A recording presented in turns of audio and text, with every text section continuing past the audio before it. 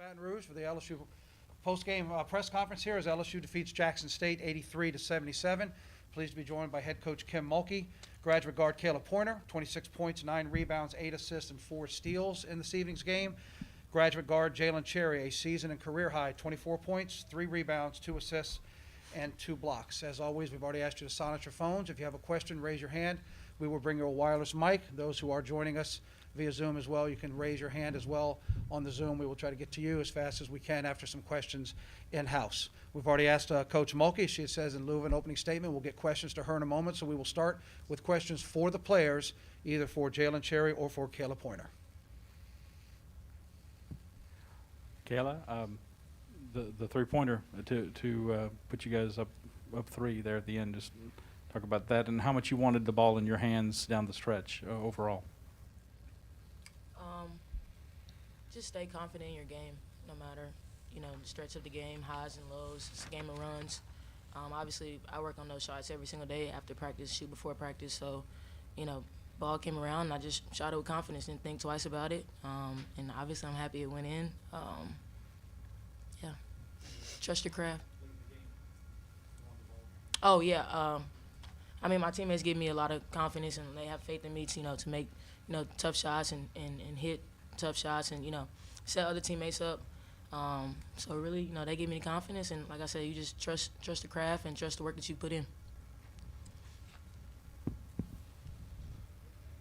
Could you give us a sense of what it was like to be down by 10 with less than 5 minutes to go in a high-stakes game, and how you were just feeling and the progression towards the end?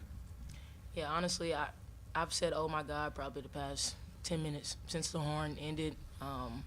This team, we're relentless. Grit, we weren't ready to go home. And obviously, we have a team full of seniors as well. So, what does those next 10 minutes look like? Are we in the locker room? Are we crying? Are we taking that jersey off for last time? Or are we celebrating and, getting prepared to play on Monday? So, a lot of that is going through your mind at that time, but you just stay confident. A game, you have a lot of time in the game, and the game is not over until that horn sounds. And we just kept going at it, and I made a run, and we were able to take the lead, and we just kind of held on to it. Midway through the third quarter, you guys had a 17-point lead. Jackson was able to get some momentum and swing that. What did they do well during that run, and what did you guys do to kind of counter that? Oh, wow, I didn't know it was 17. I didn't know it was it. We stopped doing what got us the lead. We were, in the first half, defending really, really well, just forcing them to take tough shots, limiting them to one shots, and then we were running. And then in that third quarter, we got away from doing that. We were letting them get dribble drives. We were letting them get offensive rebounds, and then we weren't running. So it was literally a switch from all the things that got us the lead in the first half. And Jackson State is a great team. We knew it was going to be a dogfight. They're athletic, they have great bigs, great guards. But it's a 40-minute game. They went on their run, and we're like, hey, we still have time. So, we went on our run at the end, and we're able to pull out the W. Yeah, basically what Kayla said.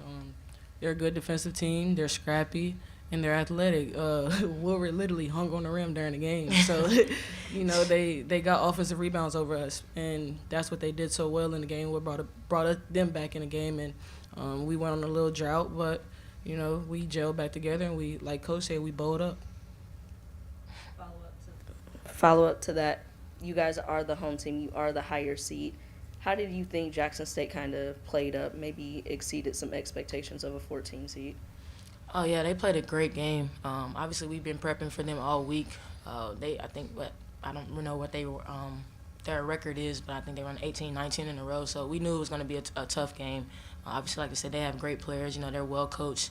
And they're athletic, and they play with a certain swag about themselves. So, we just had to try to match their intensity. And like I said, it was a long game, but I'm happy my team was able to pull it out and get the victory. Just wanted to clarify from that question, too, the largest lead was 10 points in the fourth quarter. Not 17, it was 74-64, 10 points. What was the largest lead in the game? What was it in the game? In the third. Ours was 17. Yeah. What was Gotcha. it, 17? Mm-hmm. I did not know that. Yeah, it was up by a minute, and then they came back. Yeah. Mm-hmm.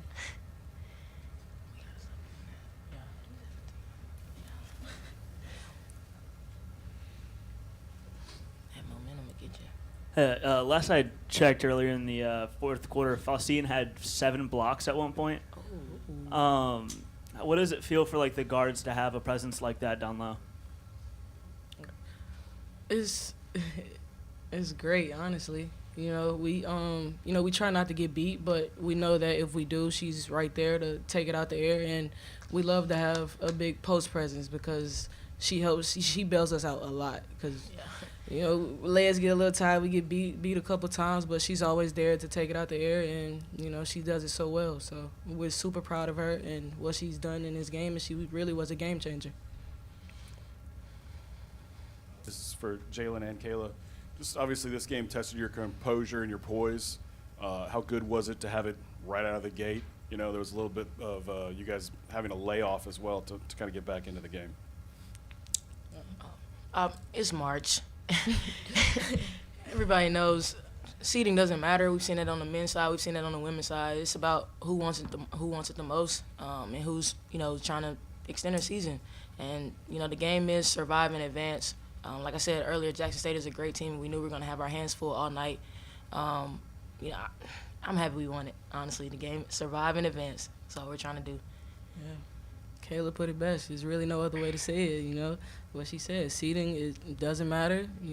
Any team can be beat at any given time. Like, it's March Madness, and this is what we're here for. Jalen, I have to ask you right now. Did you feel it in warm-ups? Did you know you were going to shoot that ball tonight? Honestly, no. No, I was missing a couple shots in warm-up, but I hit my first couple shots, and I was like, oh, yeah. So, but I don't know. It just the basketball guys were shining down on me and, came to play tonight.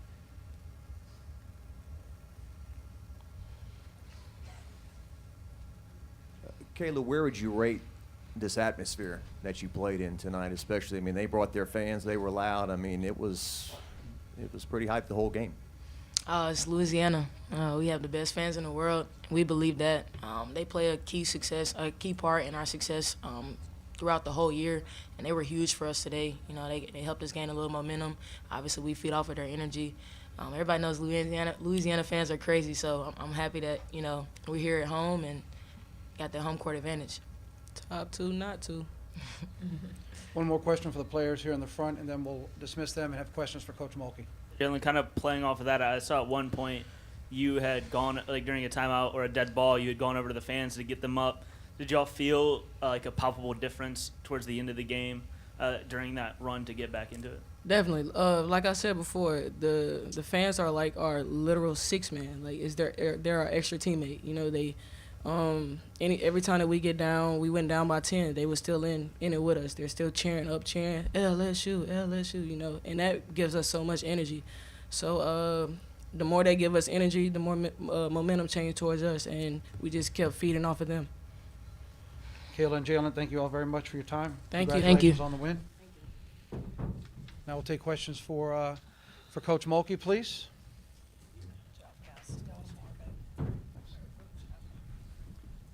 Yeah, Kim, just after the horn sounded, you were down in your unusual crouch. You just kind of bowed your head for. You were. I'm going to tell my mask off. You were right when the horn ended. You were in your catcher's crouch as usual, and you bowed your head for a second and just stayed there. What were you thinking? I'm worn out, tired, worked hard. That was a heck of a ball game. I don't think anybody turned the TV off. I don't think any fan for either team left, and I was tired. It's like, it's over. That's all I was thinking.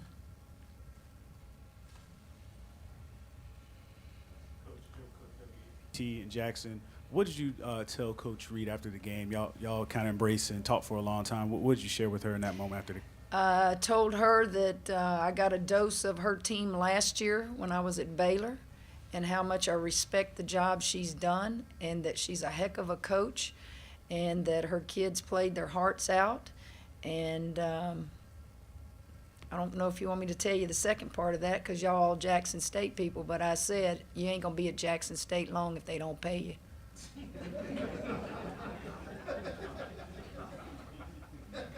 And I'm not her agent. I'm not her best friend. I just know talent, and I respect people from afar on job well done. I'm just wondering if there ever was a message to your team to match their toughness and intensity. Say that again? Did you ever have to challenge your team to match their toughness and intensity? Yeah. I just told them they're manhandling you. I told them that their will to win in that moment was far greater. And lastly, this game's not over.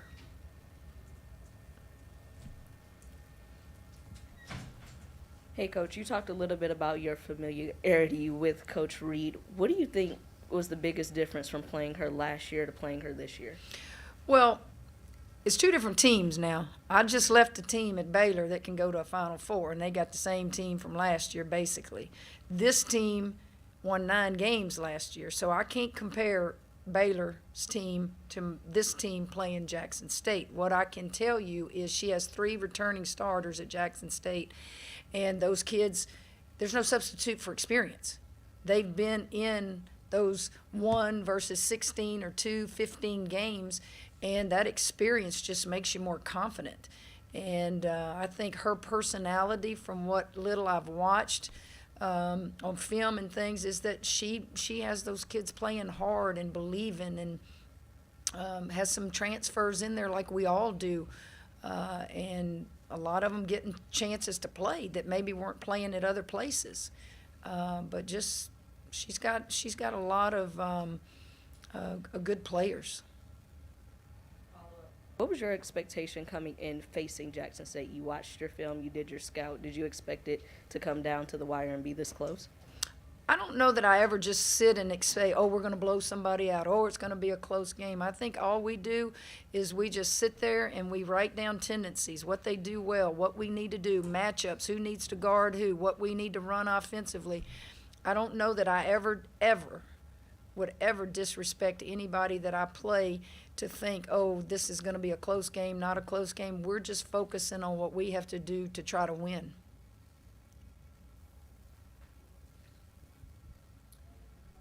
When it was a 10-point deficit, Coach, is that what you touched on it just a while ago, but was that, what did you tell them, and what was the feeling at that point? I think it was 4 minutes and something to go in the game. I said, the game's not over. I said, now we're in they're in a bonus. We've, got the foul, so if you foul, they're going to the free throw line. I said, but we've got to change the momentum here. We got to pick it up in a full court, and we went to full court pressing. We haven't had to do that much this year. And, guys, even if we had lost that game, my kids never stopped playing hard. They just, they just kept playing hard, and we happened to get some steals and change the momentum there. Think about this game. You had 2 technicals, right? Coach got a technical for them. We got a delay of game technical. You had big momentum swings in the game. It was a game that you got to see a team, Jackson State. I'd have to look at, y'all can help me, those of you who follow them, 8 threes is not the norm for them. They average, I think, 4 a game. So let's talk about why they got back in the game. You asked the kids this. The truth of the matter, they got back in the game because they unexpectedly made threes that not that we didn't prepare for it, but it's not usual. So that got them back in the game. Dribble penetration, ducking your head. When you're down, what would you say, 17, you have nothing to lose, so you just duck your head and you go make something happen. And I thought their guards did that. But I thought, too, Crump, is that her name, Crump? She did some pretty darn good special stuff out there for them today. They started 6 of 6 from 3 in the half in the second. Yeah, 80% at one point. I turned around to my coaches and I said, I thought y'all told me they couldn't shoot threes. Coach, they shooting 80% from the 3. But that's why it's called March Madness. It's wonderful. Coach, just going back to that 5-minute mark and just throughout that 5-minute stretch, just what did you see from the experience of your team and how they stayed together just on their own? My intensity sometimes when I'm coaching, I have to be careful because what motivated me as a player sometimes doesn't motivate kids. So they may take it as not being positive.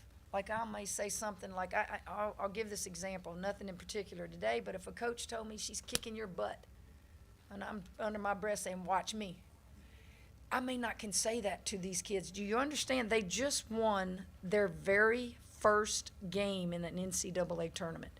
These kids right here, this senior group. So that's important, and we don't need to forget that, is they won.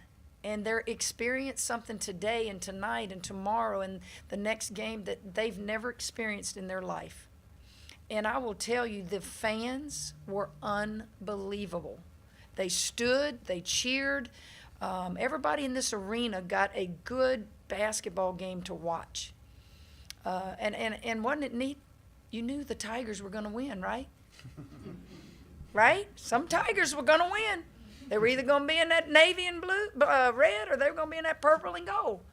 So it was good. And the familiarity, guys, think about this. How long does it take to get to Jackson, Mississippi up I-55? 2.5 hours? That's exciting. That's exciting. People know Jackson State University. They know about LSU. LSU, how about Cherry? Where do you think that kid's from? Gulfport, Mississippi. Not Mississippi, it's Mississippi. Okay? We're a regional area.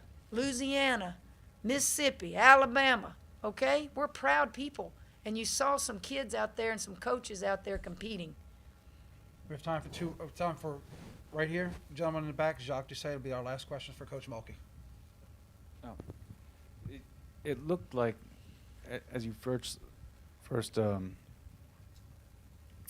right after the game, it looked like you said, I don't know how we won, as you first embraced Jackson State coach right afterwards. I could have said, I say a lot of things to make coaches in defeat feel better. But the point, okay, yeah. I wish more coaches would do that. Because really, you had what? She had a 10-point lead with how much time left to go in the game. I don't know how we made that up other than we started pressing. I'm not going to go down there and say, oh, it was my great coaching. You're going to go down there and you're going to have some compassion. I go down there sometimes and I'll say, look, you didn't lose. The clock just ran out. So what was your question? The point being whether if you did say that, that just kind of encapsulated how wild you felt the end of that game was and what a steep climb you guys had in the end. I don't know, wild would be a description because I don't think we were out of control at all. I don't think either team played out of control. I think both teams played hard and had different spurts in the game. I just thought ours was a sense of urgency and, man, we got to get after it right here. Time's running out. So, yeah.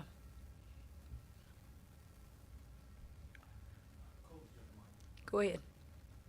If you can correct me if I misquote you, but I know earlier in the week you were saying you don't want them to be too high, you don't want them to be too low, you want them to be level-headed. This game right here was exactly what you said. I want to know what was said to them before they went out, and what did you do to make sure they kept a level head throughout this game? Well, I'm not one of these coaches that plans these pregame speeches. What comes out of my mouth before a game is mainly remind them of what we're trying to do. Go over on the board everything you may see, 2-3, 3-2, 2-2-1. Remember everything we've gone over and ways to win the game. And we go play. A lot of what I tell them is through the course of the game during a timeout. And that can be a lot of stuff. Don't sit close to my bench. Okay, it could be a lot of stuff. Last question, Jacques. Coach, you obviously have a good rapport with Coach Reed, and it's March Madness and it's fun and all that. But there was a video that came out when they got into the tournament. Kim Mulkey's got it coming and all that. It was a close game, but I heard that got back to you. Y'all see it? Who saw that video? I did see it. I didn't see it because I'm on social media, Jock. I saw it because people send it to me, and it was bulletin board material. Okay? So what is your question? You want to know what my reaction to it was? Y'all know I like to sing, right? So when I saw it, because it was my name, I said, Reminded me of that song Jim Croce used to sing. You know, Croce was killed in a plane crash in Natchitoches in the 70s, for those of you who are too young to know who he was. And he had a little song, and it goes like this. You don't tug on Superman's cape. You don't spit in the wind. You don't pull the mask off the old long range, and you don't mess around with Kim. That was my first thought. But you see, a lot of the young people, they don't know that song. So my thought is this. Y'all know who Destiny's Child is? Say my name, say my name, say my name. Y'all have a good day. Love y'all. We good? Thank you, Coach. We'll have Jackson State in here shortly. Once again, LSU will have a press conference tomorrow afternoon at 1:45. Ohio State's press conference will be at 2:15. We'll be back with Jackson State in just a moment. A recording of this press conference available in the NCAA Digital Media Hub, ncaa.veritone.com. Transcripts will be provided shortly by ASAP. We'll be right back with Jackson State.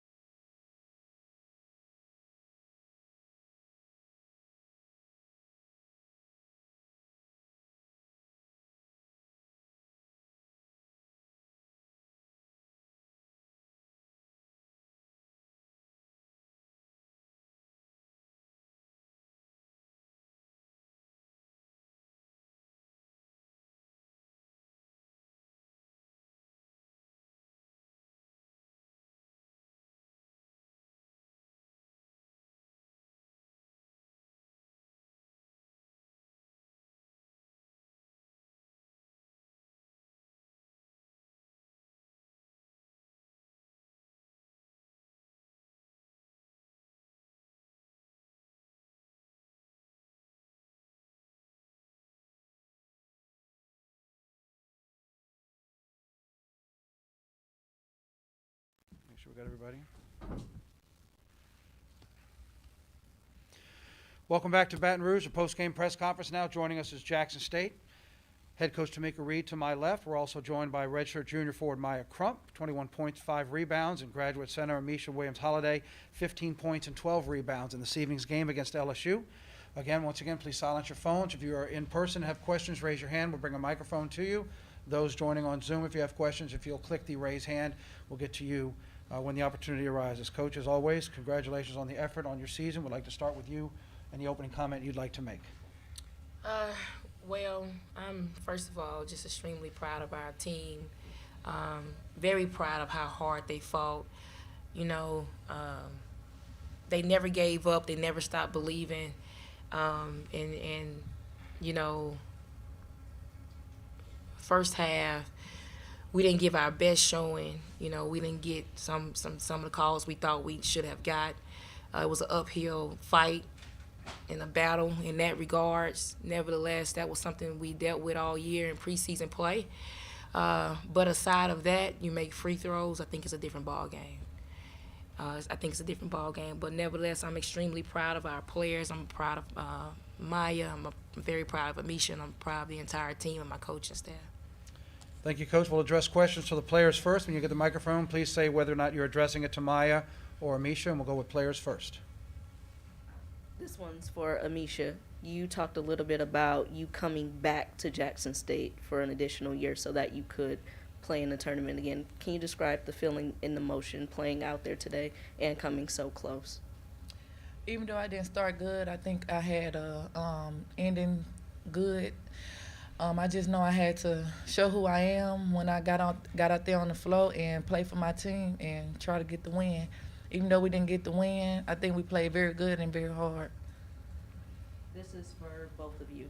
Maya, you can answer first. You guys came out with Rise the Underdog t-shirts. Can you talk a little bit about what that phrase meant to you guys and how you kind of went out there and embodied the underdog? So in the preseason, we started saying, Rise of the Underdog because it seemed like every game we were the underdog. We were playing against Power Fives. Everybody looked to see the Power Fives blow us out, and we didn't get blown out once. So we just stuck with that same phrase in the postseason.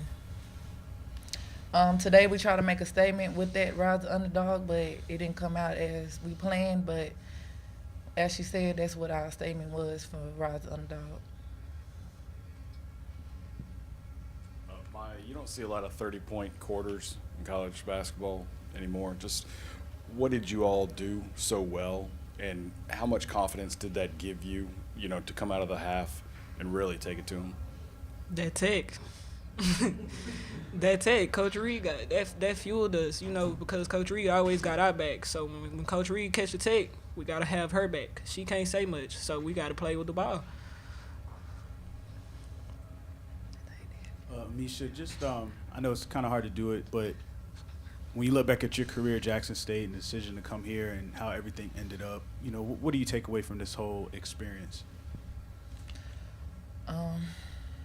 I'm very thankful that I came back because I accomplished a lot, but it's a lot I can take from this.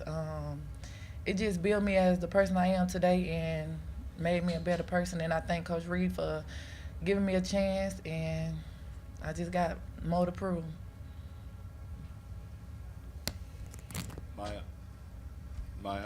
Coach Reed said on your goals board, beating a Power 5 team was the one that you hadn't ticked off, but I think you guys really represented your team really well today. Is there any solace in that?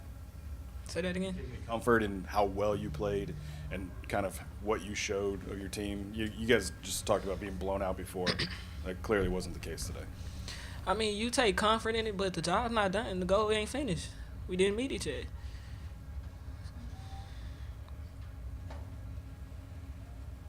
Any other questions for the players? I'll double check Zoom. We didn't have any last time, but let me check real quick to see. And we're clear there. Any other questions for the players? If not, Maya, Amisha, thank you for your time. Congratulations on your effort. Congratulations on your season. We appreciate y'all being here. Thank y'all very much. All right, now we'll take questions for Coach. Coach Reed, Charles Bishop, JSU Sports Network. You came back from a 17-point deficit, and you talked a little bit prior about this team's poise and composure. Was there any point within today where you looked at it and knew that this team was going to just fight and claw back in? Yeah, at halftime, they were talking amongst each other, and I like to hear that talk when I'm walking into our locker room. And I could tell that they were not satisfied. They were not happy. They were extremely disappointed with how the first half went. They were talking about how we faced this before, how we've been here before. And they talked about Texas game. At halftime against Texas, we were down 20. And we walked them down as well.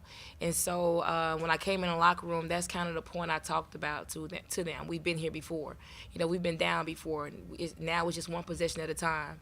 Trust me in the adjustments that we're going to make, and I'm going to trust you to make those adjustments. And so that's what we were able to do in coming back out and playing a better third quarter. Technicals seemed to just turn the trajectory of the game. What did you implore your team during that period of time? Yeah, it's very unfortunate when, as a head coach, you can't talk to officials.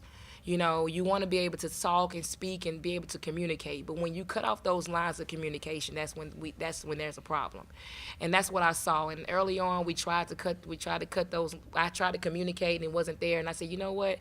Let me just go ahead and get it, because if I don't get it, it's going to continue. And so I thought I was going to get away with it, but I didn't. He saw it. He understood understood what it meant. I went with it, you know. And I was, you know, my team came to me and said, Coach, please don't get thrown out. You have made your statement. We got you. We got you. I mean, they all ran over and told me, we got you, Coach. We got you. They high-fived me, you know. And they did. They did just that. We took a 10-point lead, and we just kind of went from there. And so I thought that was a great technical foul at that time. And, you know, I'm glad he called it. Hey, Coach. Last year you told your team after they lost to Baylor, we will be back here. What was your message after today's game to them? Honestly, my message after today's game was we have to continue to fight for our institution, for our conference. We have to continue to fight for our culture. We have to continue to knock on walls to get respect. We're knocking on walls. You've accomplished some things that hadn't been accomplished in this program and in this conference. But now it's time to come back and knock the walls down. We have to make a strong statement in preseason next year, another strong statement. And we're going to keep knocking until the respect is there. We're going to keep knocking until we get the same as other institutions. We're going to keep knocking. Because what happens is the transfer portal evens the playing field. And with the playing fields being even, all we ask is for everything to be fair across the board. Yes, we faced a very good team today, a very well-coached team. Yes, we came out with a game plan. Yes, we missed free throws. Yes, we made mistakes, but there were still some other things that played into that, and the world saw it. So for our institution, for our team, for our fight, we're going to continue to knock until we knock those doors down. That's what my message was. Follow up on that, we are less than 24 hours from what the world witnessed South Carolina do to Howard. How do you think your team and their play today against Baylor kind of earned that respect for your institution and for HBCUs across the country? Well, I hope it has given them a sense of pride that we can do it. You know, I hope it has encouraged everybody. I mean, obviously we didn't win. I don't know what y'all saw, but all I feel is a loss, you know. But if anybody could take anything away from it, is that we can, and we will. We will. We will. You'll see a change. We're going to keep working, and it's going to. And when the change starts, it's going to go across the board. It's going to go across the board. And it doesn't matter who we are. It doesn't matter what position we are. It doesn't matter what institution. No, it doesn't matter what conference. It's supposed to be the same across the board. What did LSU do well to get back in the game? You know, they saw weakness, and they started driving to the basket. They started attacking our big. And you know, we tried to jump into a 2-3 to kind of pad those gaps and keep them from going downhill. But, you know, they put pressure on us. Kim does not do a whole lot of full court pressing. She pressed us, and she went back into a 2-3 zone. She doesn't play 2-3 zone. So for us to be able to make her do some things that she doesn't do says a lot about this team, and I'm extremely proud. But those are the changes that they made, and we've seen a lot of pressing all year, and so we tried to make those adjustments. But again, when you got your point guard coming down the floor and she get tripped and hit in the face and nothing is called for it, it's what we face, you know. And it's okay. We just got to play through it. But she did a great job of putting up the pressure full court and attacking us, getting to the rim. Coach, each year you guys are just getting closer and closer and better. I know you have a lot of takeaways after each season. And looking at this season and how this game played out, I guess what do you and your coaching staff want to address going into next year, given that you guys are, you know, so close to meeting these ultimate goals? You know, we want to continue to recruit bigger, continue to recruit bigger guards, continue to recruit bigger players, continue to recruit players like Maya Crump, who's played at this level. You know, players who are not fearful, players going to continue to take this program forward. Every year, my staff has done a great job in recruiting great talent, and so what happens is who we face in the tournament is what we begin to measure ourselves on. So, you know, we just got to continue to recruit better athletes, and I'm not saying anything is wrong with my team now. Don't get me wrong, but obviously we want to continue to put those pieces there, because you have to continue to climb. You got to continue to climb, and you're only going to do that when you bring in the top athletes, and we have that coming. You know, we have some pretty big commitments right now, some pretty big signees, and so we're going to keep building this thing, and we're going to wear this transfer portal out. You know, I hope I can find somebody who in the Sweet 16 this year, somebody who can make it to the Elite 8. I'm going to get them, you know. So when you can bring that type of experience to your program, this doesn't happen again. We're knocking. And I'm telling you, we're going to knock that door down next year. One more question? One more question in the front here? Quick follow-up. What has Amisha Williams meant to this program? Because I kind of alluded to transfer portal. I think she kind of proved that, hey, this can happen. These kind of things can happen. Just what she meant to the program and her performance and, you know, being a WNBA prospect potentially as well. Amisha means everything to this program. You know, just to start, for us to even get her here into the program, begging her to come play. She said she didn't like to run. I said, you don't have to run. We'll figure that running part out. Then 30 minutes later, she sent me a picture of a pregnancy test. And I said, I don't care. I just want you in school. And so to see her come, and she has grown tremendously. I've watched her grow from the first time I met her in high school to now. I've seen her grow. I've seen her grow as a young lady, as a young woman, as a wife, as a mother. She's helped make me a better person. She's helped me believe. She's the one who's built this program. You know, because she believed enough in me, others followed her, you know, and others followed them. She has opened the door. The ceilings that we're trying to crack, that's what she has done for the program. And even though this is her last game for Jackson State University, she's going to continue to open the door for our conference, for our institution, for our HBCU community. You know, we're trying to get her drafted. You know, she's a top player from Mississippi State. Had she been at Mississippi State right now, she'll be top 4 on the draft board. All right, but she chose to come to Jackson State University, and I don't want her to be held back because of that. She did great for this institution, and I think she'll be great in the WNBA. Someone take a chance on her, that's another door that's open for our HBCU community. She means everything to this program, everything to me, and everything to our HBCUs. Coach, thanks for your time. Congratulations on your season. Thank you. Appreciate it. Thank you all for being here from Baton Rouge. That'll close out our press conferences tonight. Once again, press conferences will start on Sunday, 1:45 with LSU. Until then, a recording of this press conference will be available at ncaa.veritone.com. Transcripts provided by ASAP will be posted shortly. Thank you for joining us, and good night from Baton Rouge.